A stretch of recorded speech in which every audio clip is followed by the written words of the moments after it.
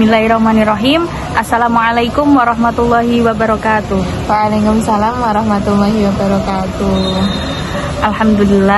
Alhamdulillahirabbil alamin wa bihi nasta'in ala umuri dunya waddin wassalatu wassalamu ala asyrafil anbiya'i wal mursalin sayyidina wa maulana Muhammadin wa ala alihi wa sahbihi ajma'in, amma ba'du. Di sini saya sebagai host dan juga Saya Alina Niatul Istiqomah dengan NIM 5302 0220 038 sebagai narasumber dari podcast kali ini. ya, podcast kali ini kami akan membahas tentang apa itu mazhabut tafsir.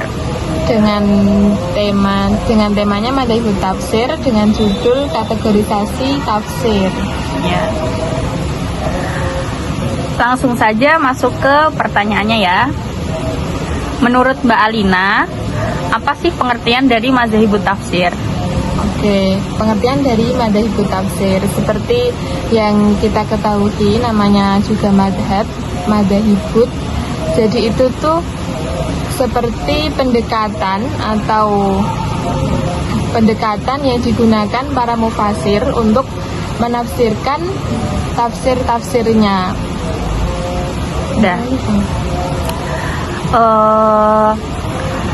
Jadi intinya adalah itu ya Mbak, kayak mazhab dari tafsir itu ya? Iya, seperti itu yang digunakan para mufasir itu untuk menafsirkan Al-Quran dalam karyanya tadi.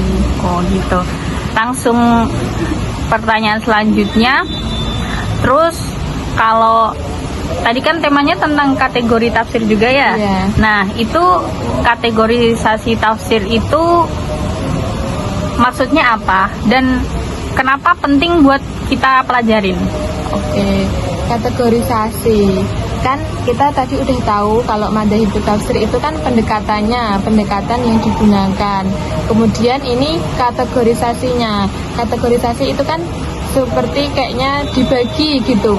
Kategorisasi kan pembagian atau pengelompokan. Bagaimana madzhab tafsir tadi itu dikelompokkan, dibagi berdasarkan berbagai pendekatan tadi, kemudian dikelompokkan. Nanti kita jadi tahu variasi-variasinya, jadi kita tahu konteks historisnya, bagaimana pendekatan tadi digunakan untuk menafsirkan Al-Quran. Seperti itu. Oh ya.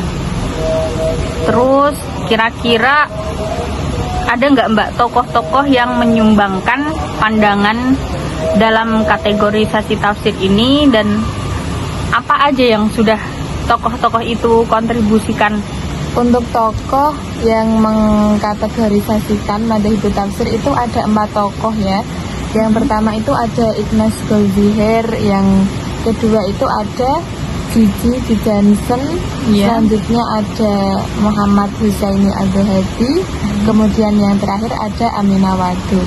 Nah, dari keempat tokoh ini masing-masing beliau itu memberikan model atau pendekatan tafsir yang berbeda-beda.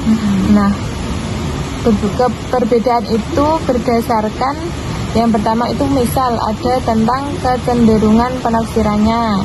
Yang kedua itu tentang masanya, kronologi waktu. Kemudian tentang isu gender. Nah, yang selanjutnya juga tentang itu daerahnya, tempat berkembangnya tafsir tersebut. Seperti itu. Oh ya. Terus dari keempat tokoh tadi, gimana tuh Mbak? Dari tokoh-tokoh itu sendiri memetakan kategorisasi tafsir dari mereka. Nah, pertama, tadi kan Ignaz Goldziher. Beliau ini kan memetakannya berdasarkan kecenderungan pendekatan penafsiran dari masing-masing mufasir. Itu beliau ini membaginya menjadi 5 kategori. Nah, yang pertama itu ada tafsir dogmatis. Yang kedua ada tafsir sektarian, kemudian ada tafsir sufistik, kemudian tafsir modernis, dan Yang terakhir ada tafsir bil ma'sur. Nah, contoh-contohnya kalau tafsir dogmatis itu contohnya tafsir karya Az-Zamakhsyari, Oh iya. tafsir Al-Kasyaf. Kemudian kalau tafsir sektarian itu yang ditulis oleh para pengikutnya Ahlus Sunnah wal Jamaah, pengikutnya Syiah, terus Khawarij, seperti itu. Beliau ini menuliskannya itu untuk membela mazhabnya masing-masing. Kemudian tafsir sufistik. Sufistik itu misalnya tafsir karyanya Imam Al-Ghazali. Kalau tafsir bil ma'sur contohnya kitab itu, kitabnya karya At-Tabari. Kemudian ada tafsir modernis. Kalau tafsir modernis itu misalnya contoh karyanya Muhammad Abduh dan muridnya itu Rashid Ridho. Oh gitu ya. Itu. Selanjutnya J.J. Johnson. Beliau ini mengkategorisasikan madzhab tafsir itu dispesifikkan pada tafsir yang berkembang di Mesir.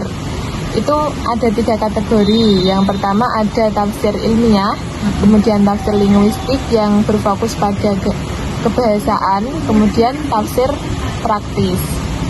Selanjutnya ada Muhammad Husaini Al-Dhahabi. Nah, beliau ini membaginya dari masanya tergantung kronologi waktu.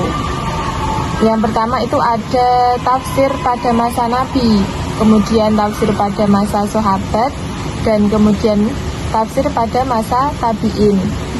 Nah, yang terakhir itu tafsir pada masa sebelum kodifikasi dan tafsir pada masa sesudah kodifikasi. Yang terakhir ada Aminah Wadud. Nah, seperti yang diketahui kalau Aminah Wadud itu kan tokoh feminis ya Mbak Wafa. Jadi beliau ini juga membaginya berdasarkan isu-isu gender.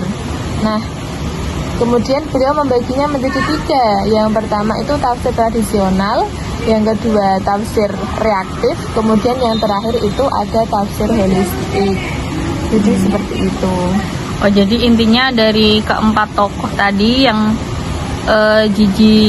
Johnson, Muhammad Husaini Al-Dhahabi, sama Aminah Wadud tadi mempunyai kategorisasi sendiri-sendiri ya, Iya, kategori sendiri-sendiri. yang Mungkin juga spesifik berdasarkan sendiri-sendiri latar gitu. belakangnya beliau ini ya. Jadi juga pengelompokannya itu berbeda-beda gitu. Oke, kita rasa cukup dulu sampai di sini. Kurang lebihnya kami mohon maaf. Cukup sekian dari kami. Wassalamualaikum warahmatullahi wabarakatuh. Dadah.